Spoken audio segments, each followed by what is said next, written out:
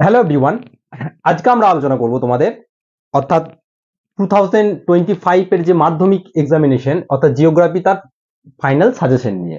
অর্থাৎ এখানে 5 মার্কসের যে কোশ্চেন আসবে, অর্থাৎ তোমাদের চারটে, জানো তোমরা চারটে 5 মার্কসের কোশ্চেন আসবে, সেই কোশ্চেনগুলো নিয়ে কিন্তু আমরা যা আলোচনা করব এবং কোন কোন চ্যাপ্টার থেকে কোন কোন কোশ্চেন কিন্তু সবথেকে বেশি ইম্পর্টেন্ট, কোনগুলোকে তোমরা জোর দিয়ে পড়বে এবং কোনগুলোকে তোমরা ছাড়লেও কোনো অসুবিধা নেই, সেইগুলো নিয়ে কিন্তু আমরা আলোচনা করব।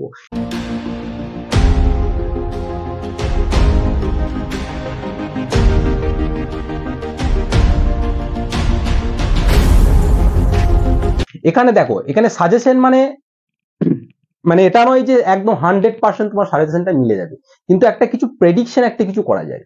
ঠিক আছে, অনেকেই বলে যে এই চ্যাপ্টার থেকে এই কোশ্চেন পড়ার দরকার নেই, ওই কোশ্চেন পড়ার দরকার নেই, কিন্তু ভূগোলে কিন্তু তোমাকে সব কোশ্চেন চ্যাপ্টার থেকেই কিন্তু প্রত্যেকটা কোশ্চেনই কিন্তু তোমাকে পড়তে হবে, স্মার্টলি পড়তে হবে। কারণ আগেরবার যেমন ধরো যদি বড় কোশ্চেন থেকে যদি আমরা ধরি বায়ুমণ্ডল থেকে দিয়েছিল ক্ষয়কার্যের, তো সুতরাং এবছর ধরো বায়ুমণ্ডল থেকে কোনো শর্ট কোশ্চেন ওখান থেকে দিতে পারে। সুতরাং আমি একদম কমপ্লিটলি চ্যাপ্টারটাকে ছেড়ে দিলাম তাহলে কিন্তু হবে না। এবার আমরা দেখবো যে কি কি ধরনের কোশ্চেন তোমাদের আসবে। আমরা আজকে এই যে ভিডিওটা আলোচনা করছি অনলি মাত্র 5 মার্কসের নিয়ে, অর্থাৎ 5 মার্কসের এই যে জিওগ্রাফি সাজেশন 2025 মাধ্যমিকের, এটা অনলি 5 মার্কসের। 5 কত মার্কসের? 5 মার্কসের। দেখো এখানে তোমাদের 5 মার্কসের জন্য দুটো চ্যাপ্টার থেকে কিন্তু কোশ্চেন আসবে। ঠিক আছে, অর্থাৎ প্রথম হচ্ছে প্রাকৃতিক ভূগোল, দ্বিতীয় হচ্ছে আঞ্চলিক ভূগোল। প্রাকৃতিক ভূগোলে তিনটে পার্ট রয়েছে। একটা হচ্ছে বহির্জাত প্রক্রিয়া। এই বহির্জাত প্রক্রিয়ার মধ্যেই তোমার নদী, তারপর তোমার হিমবাহ এবং বায়ুর ক্ষয়কার্য, সঞ্চয় কার্য এবং তাদের সাথে জলধারা মিলিত ক্ষয়কার্যের বিভিন্ন রকম ভূমিরূপের প্রক্রিয়াগুলো রয়েছে। দ্বিতীয় হচ্ছে বায়ুমণ্ডলের প্রক্রিয়া। বায়ুমণ্ডলের সমস্ত তার লেয়ার, তার অ্যাটমসফিয়ার মানে তার লেয়ারের স্ট্রাকচার। ঠিক আছে, বিভিন্ন রকম বৃষ্টিপাত, বিভিন্ন নিয়ত বায়ু প্রবাহের বিভিন্ন রকমের পার্টগুলো রয়েছে। তারপর তোমার বৃষ্টিপাতের বিভিন্ন ধরন রয়েছে, বায়ুমণ্ডল উত্তপ্ত হওয়ার পদ্ধতি রয়েছে, বিভিন্ন জায়গায় যে আবহাওয়া তার কারণটা কি, উষ্ণতার তারতম্যের কারণ রয়েছে, বিভিন্ন জিনিস রয়েছে এর মধ্যে। এখান থেকেও তোমার 5 মার্কসের একটা কোশ্চেন আসবে।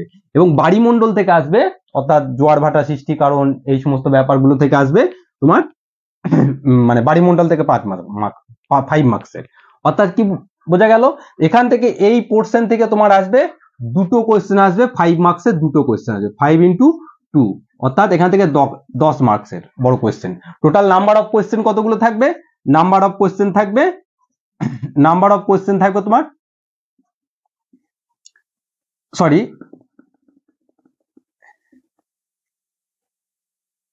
হ্যাঁ, দুটো কোশ্চেন এখান থেকে আসবে। নাম্বার অফ কোশ্চেন থাকবে 4টে কোশ্চেন থাকবে, এখান থেকে তোমাদের দুটো করতে হবে। দ্বিতীয় হচ্ছে আঞ্চলিক ভূগোলের, অর্থাৎ ভারতের আঞ্চলিক ভূগোলটা কিন্তু বিভিন্ন পার্টে কিন্তু ডিভাইড হয়ে আছে।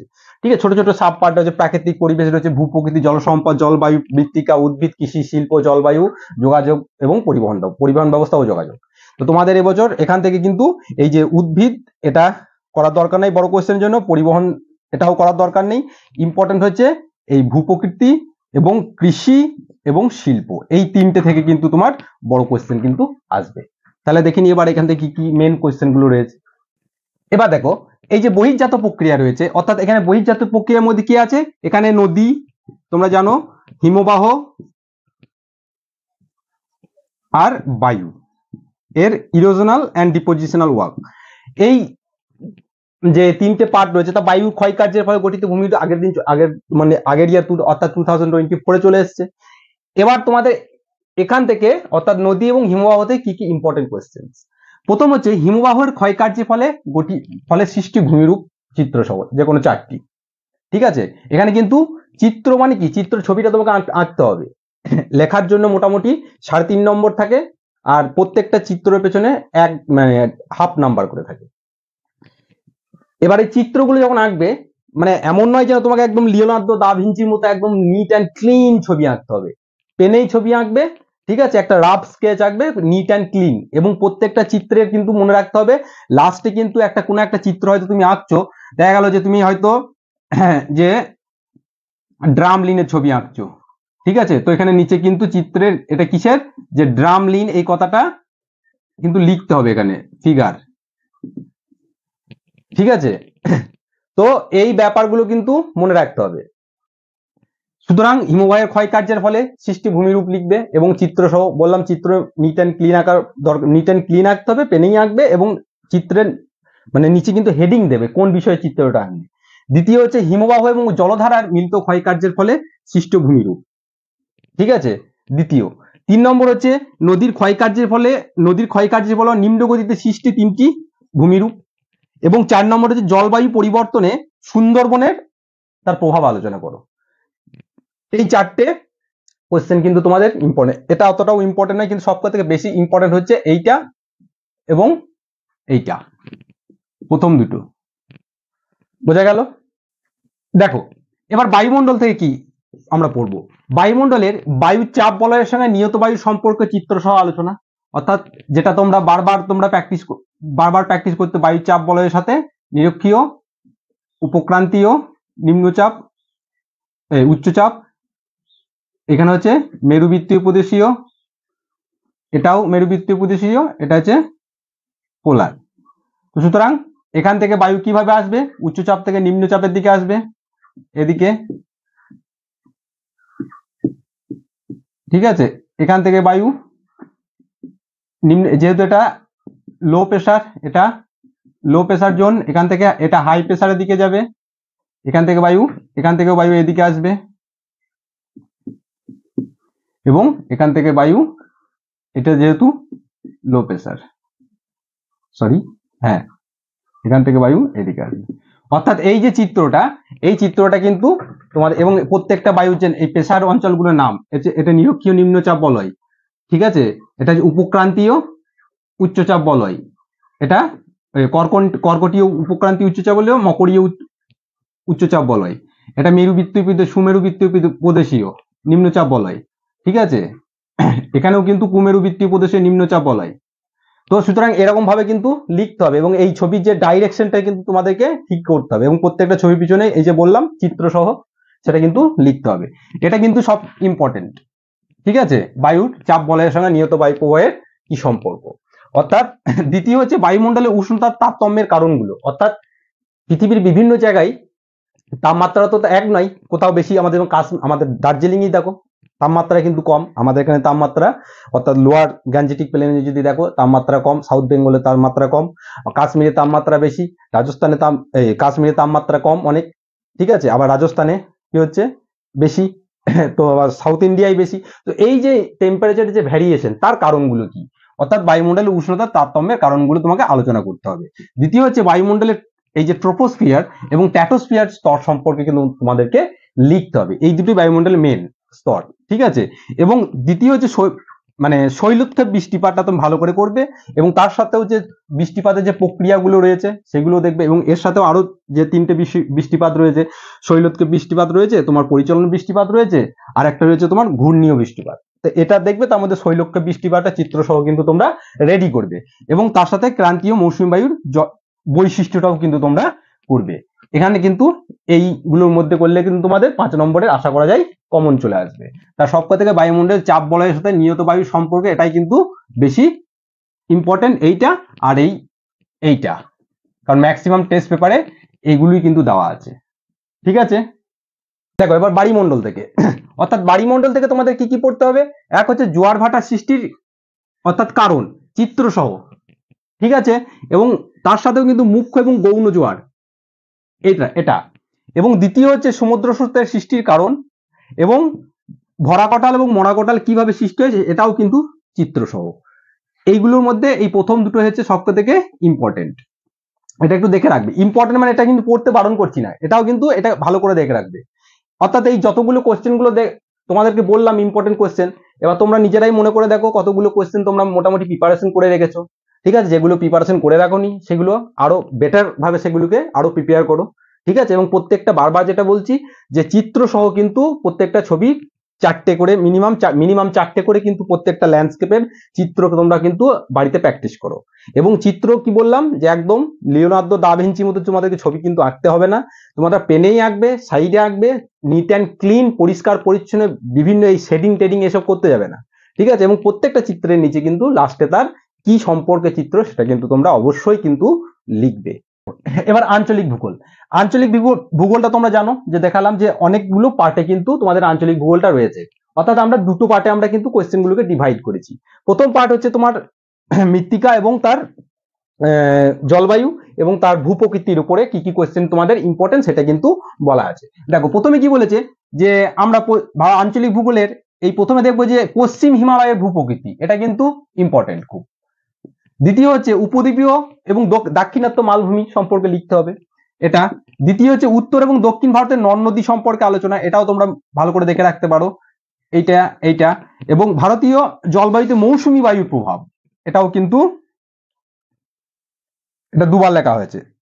ভারতীয় জলবায়ুতে মৌসুমী বায়ুর প্রভাব, এটাও কিন্তু ইম্পর্টেন্ট। ভারতীয় জলবায়ু নিয়ন্ত্রণের প্রধান কারণগুলো, ঠিক আছে। এবং পলিমাটি এবং মৃত্তিকা থেকে একটাই কোশ্চেন, পলিমাটি এবং মৃত্তিকা অর্থাৎ কৃষ্ণ মৃত্তিকা অঞ্চলের বিবরণ, অর্থাৎ কোন তার ডিস্ট্রিবিউশন কোথায়, তার কোয়ালিটি কি কি কি ধরনের মানে তোমার এগ্রিকালচার এই ধরনের এই মাটিতে হয়, এইগুলো সম্পর্কে তোমাকে লিখতে হবে। দ্বিতীয় হচ্ছে ভারতীয় জলবায়ু, এটা লেখা আছে, এটা দ্বিতীয় ডবল লেখা হয়ে গেছে। তো সুতরাং এইটা ভারতের, এরপরে আর একটা আছে ভারতের, এখান থেকে তাহলে মেন ইম্পর্টেন্ট কি বললাম, পশ্চিম হিমালয়, উত্তর ভারতের নদ নদীর আলোচনা। দ্বিতীয় হচ্ছে ভারতীয় জলবায়ুতে মৌসুমী বায়ুর প্রভাব এবং পলিমাটি মৃত্তিকা থেকে একটাই, পলিমাটি এবং কৃষ্ণ মৃত্তিকা অঞ্চলের ডিস্ট্রিবিউশন, তার মাটিতে কি কি ধরনের খনিজ পদার্থ পাওয়া যায়, এর কৃষিতে উপকারিতা কি, ঠিক আছে, এই নিয়ে এই কোশ্চেনটা। এটা গেল তোমার আঞ্চলিক ভারতের আঞ্চলিক ভূগোলের একটা পার্ট।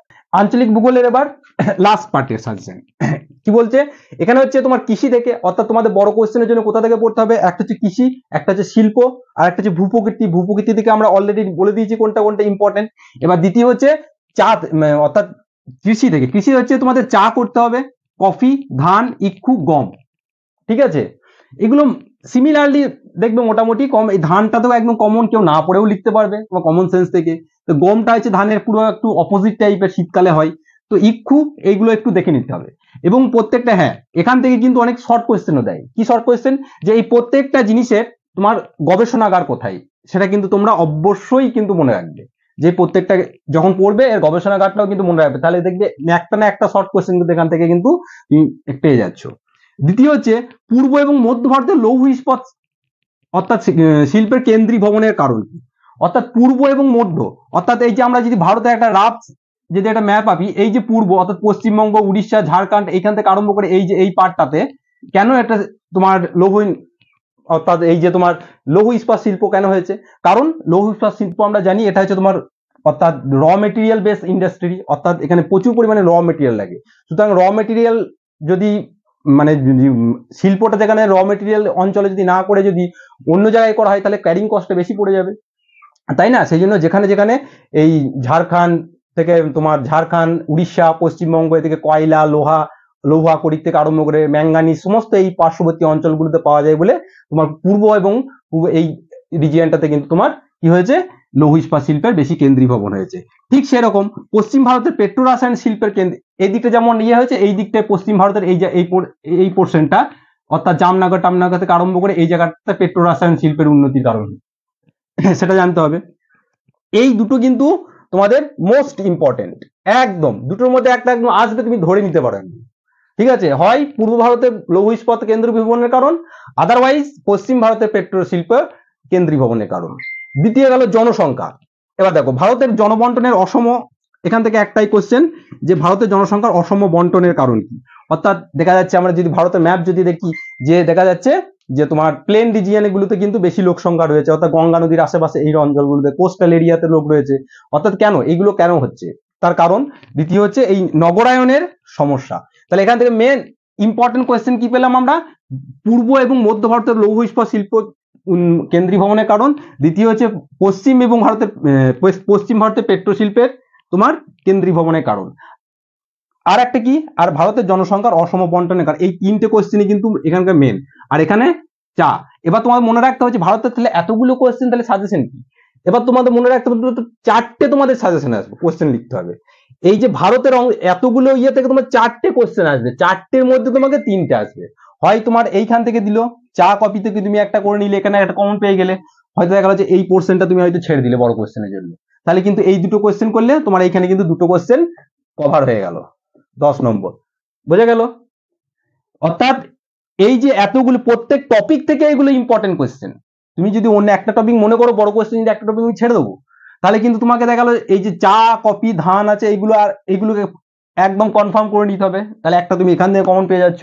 দ্বিতীয় হচ্ছে যে পূর্ব এবং মধ্য ভারতের এই দুটোর মধ্যে তুমি একটা কোয়েশ্চেন কমন তুমি পাবে, একদম নিশ্চিত ধরে রাখো। তাহলে দুটো কোয়েশ্চেন তুমি এখান থেকে কমন পেয়ে গেলে। ঠিক আছে? এবং ভারতের জনসংখ্যা এখান থেকে, এগুলো চ্যাপ্টার ওয়াইজ মেন কোয়েশ্চেন। সুতরাং এখান থেকে 4টে কোয়েশ্চেন কমন পাওয়ার কোনো ব্যাপার নয়। এবার হ্যাঁ, যে আমি কমনের উপর ভিত্তি করেই পড়বো আর পড়বো না, সেটা করলে কিন্তু হবে না। কারণ ভূগোল হচ্ছে একটা ইন্টিগ্রেটেড সাবজেক্ট। প্রত্যেকটা চ্যাপ্টার সঙ্গে সেখান থেকে কিন্তু কিছু না কিছু তোমাদের শর্ট কোয়েশ্চেন বা এত রিলেটেড কিছু কোয়েশ্চেন কিন্তু থাকে, সেগুলোকে তোমাদের উপর পড়তে হবে। তো এটাই ছিল তোমাদের ফাইনাল বলা যায় সাজেশন জিওগ্রাফির 2025 মাধ্যমিক পরীক্ষার্থীদের জন্য। এর পরের যে আমরা ভিডিওটা করব তোমাদের নেক্সট উইকে, একদম লাস্ট মোমেন্টে, এর ম্যাপ পয়েন্টিং রিলেটেড এক ইম্পর্টেন্ট যে ম্যাপ পয়েন্টিং একটাও কিন্তু তোমাদের মিস যাবে না সেখান থেকে। সেই ম্যাপ পয়েন্টিং রিলেটেড কিন্তু একটা ভিডিও করব একদম লাস্ট মোমেন্টে। সেখান থেকে তোমাদের 100% তুমি কমন তোমরা পাবে, নিশ্চিত ধরে রাখতে পারো।